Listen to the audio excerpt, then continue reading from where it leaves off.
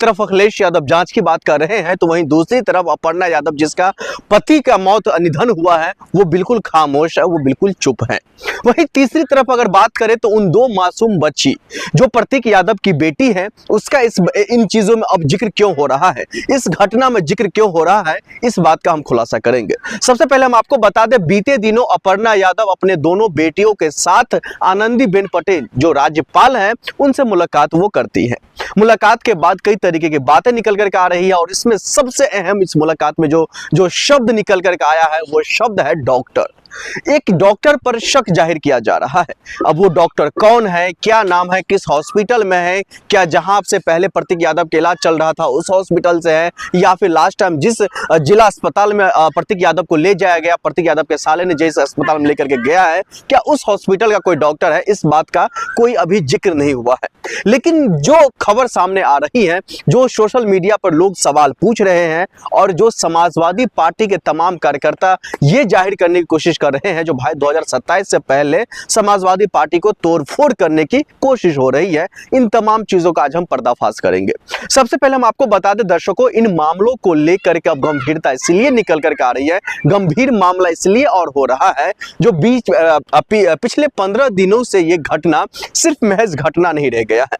उत्तर प्रदेश में सियासी हलचल के साथ साथ सियासी मोड़ लाने का कामकाज कर रहा है, क्योंकि 2027 में आगामी विधानसभा चुनाव है और इस विधानसभा चुनाव से ठीक पहले जो इस तरीके की घटना हुई है, इस घटना को लेकर के कहा जा रहा है जो हो सकता है यानी कि आने वाले वक्त में समाजवादी पार्टी में टूट फूट पड़े। लेकिन वहीं दूसरी तरफ हम सब ने देखा 2022 के विधानसभा चुनाव से ही पहले अपर्णा यादव ने दामन छोड़ दिया समाजवादी पार्टी का, वो अपने कह सकते हैं अपना परिवार का दामन छोड़ दिया है। उसके बाद से ही कई तरीके के जो है घमासान मचा हुआ था। लेकिन अभी का जो मौजूदा हालात है, अभी का जो मौजूदा स्थिति है, इस स्थिति को देखते हुए ये लग रहा है जो आने वाले वक्त में उन दो बेटी जो प्रतीक यादव की जो बेटी है, अपर्णा यादव की जो दो बेटी है, इन बेटियों को लेकर के क्या कुछ बातें निकल करके आएंगी, क्योंकि प्रतीक यादव ने पहले ही इन दो बेटियों के नाम अपनी संपत्ति कहीं ना कहीं लिख दिया था और उसमें कई तरीके की नियम और शर्तें लागू किया गया था जो 27 साल से पहले इन दो बेटियां भी जो है वो कोई संपत्ति 1 रुपया का जो है बेच नहीं सकती हैं। हालांकि खरीद की बात या अपने यूज की बात वो तमाम चीजें निकल करके आ रही है, लेकिन जहां तक बेचने की बात है वो बेच नहीं सकती है। इस तरीके का जो है एग्रीमेंट पहले ही बन चुका था। अब इस एग्रीमेंट के पीछे कहा जा रहा था जो प्रतीक यादव और अपर्णा यादव के बीच में पिछले कुछ महीनों पहले जो हमने सामने देखा तलाक की बातें हो रही थी, दोनों अलग होने की बातें हो रही थी, ये जो लड़ाई था वो सोशल मीडिया पर पब्लिकली हो रही थी।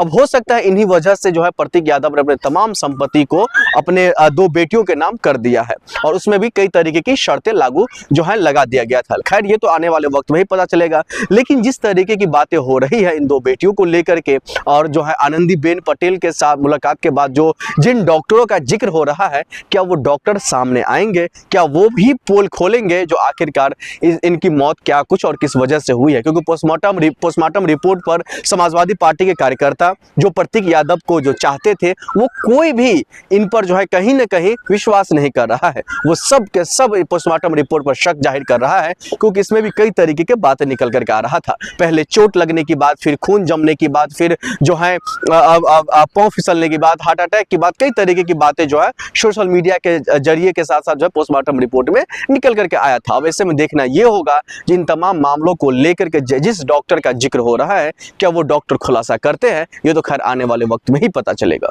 प्रतीक यादव के तमाम गुनहगारों में एक नाम सबसे ज्यादा निकल करके आ रहा है, वो कोई और नहीं बल्कि कुछ महीने पहले जब उन पर 4 करोड़ रुपए का फिरौती के साथ साथ हम सब ने देखा था जो उस पर आरोप भी लगाने की कोशिश हो रही थी। ये तमाम चीजें ईमेल के जरिए उनको धमकाने की कोशिश, उनको शिकंजा में कसने की कोशिशें हो रही थी। ये तमाम खबर हम आपको फॉरएवर न्यूज के माध्यम से दिखाए थे।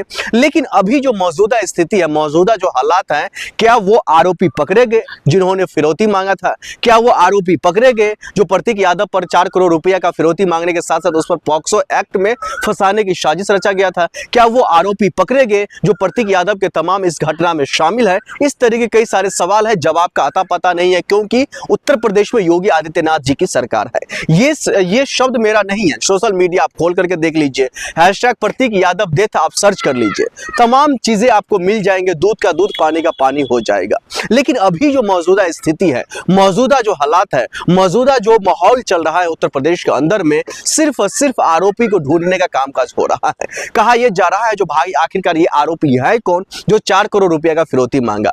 आखिरकार ये आरोपी, ये जो है दुस्साहस करने वाले कौन है जो समाजवादी पार्टी के गिरोह में, यानी समाजवादी पार्टी के कुनमा में हाथ मारने की कोशिश किया है? आखिरकार वो आरोपी गिरफ्तार क्यों नहीं हो रहे हैं? उसके पीछे कौन है? आखिरकार उसको बचा कौन रहा है? उसको संरक्षण कौन दे रहा है? कई तरीके के सवाल खड़ा हो रहा है। लेकिन सवाल यह है जो क्या इन तमाम मामलों को लेकर के खुद अपर्णा यादव जांच कराएंगी? क्या खुद अपर्णा यादव इन तमाम जो फिरौती का मामला था या फिर तमाम जो पॉक्सो एक्ट में फंसाने की जो मामला था, जो साजिश रची जा रही थी, इन साजिशों को लेकर के क्या वो थाने पहुंचेंगी? ये तो खैर आने वाले वक्त में ही पता चलेगा। लेकिन वही दर्शकों मैं आपको बता दूं, जो अपर्णा यादव के पति अब इस दुनिया में नहीं है, लेकिन उन पर जो आरोप लगाने की जो कोशिश कर रहा था, उनसे जो फिरौती मांगने की कोशिश कर रहा था, क्या यही तमाम लोग तो नहीं है अपर्णा यादव के पति के मौत के पीछे? क्या यही तमाम लोगों का तो हाथ नहीं है? ये तो खैर आने वाले वक्त में ही पता चलेगा। क्या छानबीन के बाद ये तमाम आरोपियों को अगर पर्दाफाश होता है तो क्या इनको जेल भेजने की क्या जो कामकाज है भारतीय जनता पार्टी करेंगी? प्रतीक यादव के घर का ही अपना ही सदस्य गुनहगार है? इस तरीके कई सारे सवाल खड़ा हो रहा है, क्योंकि हम सब ने देखा था जिस सुबह में प्रतीक यादव की मौत हुई थी, उस सुबह में कितनी बड़े स्तर पर लापरवाही बरती गई थी। उस घर में आखिरकार कौन कौन मौजूद था? क्या कोई नौकर भी मौजूद था या सिर्फ और सिर्फ अपर्णा यादव के भाई यानी कि प्रतीक यादव का साला ही सिर्फ मौजूद था? इस तरीके कई सारे सवाल खड़ा हो रहा है। लेकिन दर्शकों मैं आपको बता दूं, जो इन तमाम सवालों का जवाब तो हम आपको देंगे ही देंगे, लेकिन साथ ही हम आपको यह भी बता देंगे इन मामलों को लेकर के उत्तर प्रदेश के मुख्यमंत्री योगी आदित्यनाथ जी क्या कुछ एक्शन लेने जा रहे हैं, भारतीय जनता पार्टी क्या एक्शन लेने जा रही है, और जो अपर्णा यादव जो खुद भारतीय जनता पार्टी से जुड़ी हुई है, उन्होंने योगी आदित्यनाथ जी के सरकार से क्या कुछ जो है गुहार लगाई है जांच को लेकर के, ये तमाम चीज हम आपको बताएंगे। सबसे पहले हम आपको बता दें, जो कहा जा रहा है सिर्फ और सिर्फ प्रतीक यादव के मौत के पीछे सिर्फ अपर्णा यादव के भाई का ही नाम नहीं आ रहा है, उस पर ही नहीं सिर्फ शक जाहिर किया जा रहा है, बल्कि कई सारे लोगों का नाम सामने निकल करके आ रहा है।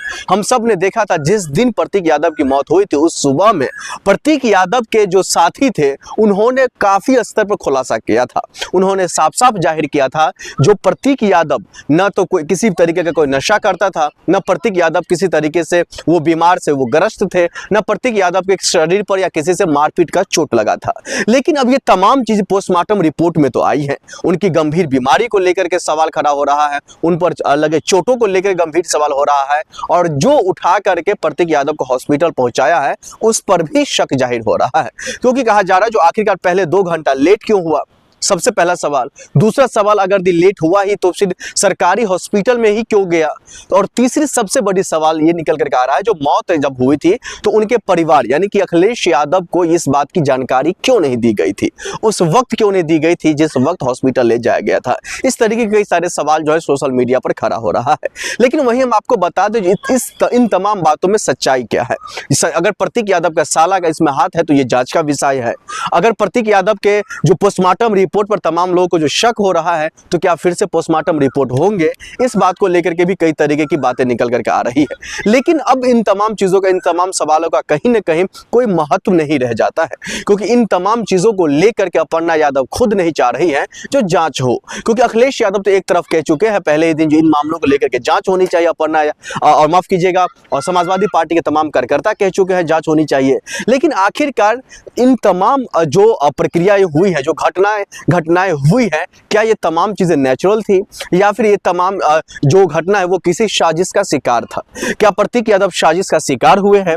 क्या प्रतीक यादव का कोई ऐसा दुश्मन जो इन तमाम चीजों में पहले से ही जो है पूरी तरीके से प्लान की तरह से उनको जो है इस घटना में शामिल करके इस घटना का शिकार बनाया गया है? इस तरीके के सारे सवाल खड़ा हो रहा है। लेकिन कहा जा रहा है इन तमाम मामलों को लेकर के योगी आदित्यनाथ जी हो या फिर उत्तर प्रदेश की सरकार छानबीन छानबीन करने की कोशिश कर रही है, जो आखिरकार सच क्या है और झूठ क्या है। क्योंकि आरोप और प्रत्यारोप का सिलसिला हम सब देख रहे हैं, जो राजनीति स्तर पर ही नहीं बल्कि जो राजनीति में कोई इंसान है और उनके परिवार में भी कोई घटना हो जाती है तो शक करना जाहिर सी बात है, तमाम लोग शक करते हैं। सबकी अपनी अपनी मेंटेलिटी होती है, लेकिन अब ये तमाम चीजें दूर उसी वक्त हो सकता है जब योगी आदित्यनाथ जी खुद इन तमाम मामलों को लेकर के जांच करें।